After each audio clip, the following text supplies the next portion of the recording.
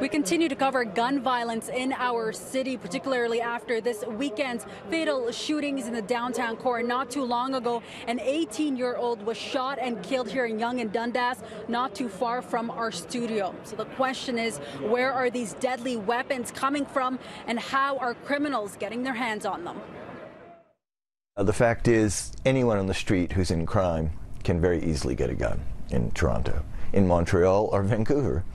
In fact, almost any place in North America. So how are guns getting into our city? Unfortunately, criminals are endlessly resourceful at getting guns in or buying guns. Literally, it's very easy to get a gun. This is similar to an AK-47. We have many, many gangs operating organized crime in the underworld. The underworld provides things, services, and products, more importantly, that people want that are technically hard to get or illegal. That includes guns. I think the biggest threat to Canadian security vis-a-vis guns is, unfortunately, the proximity of the United States. So the borders are a huge problem. Well, legally in the States, which is, in most of Canada, and Toronto is 90 miles away. Let's face it, that's a major security problem for a city like Toronto, Montreal, and Vancouver, that we're so close to a gun-happy society. So far this year, Canada Border Services says its agents have seized 10 guns from travelers coming through GTA airports and 109 guns from those crossing the U.S. border in southern Ontario. In that time, they've searched 415,000 travelers in those areas.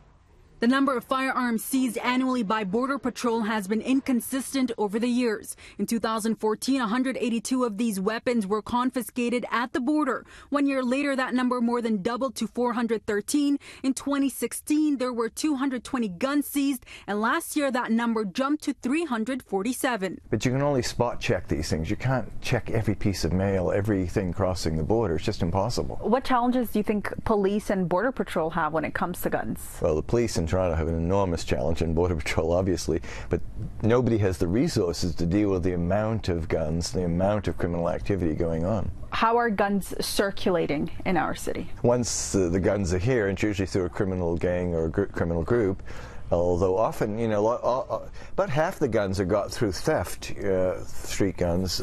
Collectors have, 10, 20, 30 guns in a collection, and they target that person.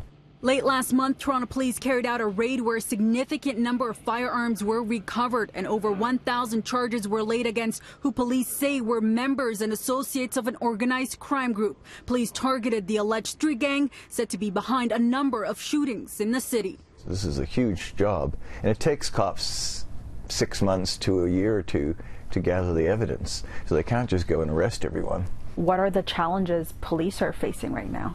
Oh, there's huge challenges. Fortunately, more and more money is going into the guns in gangs, task forces. I don't think we seriously crack down enough on guns. Now, there is a whole unit in Ontario, at least in Toronto, the Guns and Gangs Task Force, which it's not by accident. It's called the Guns and Gangs because the things are interconnected.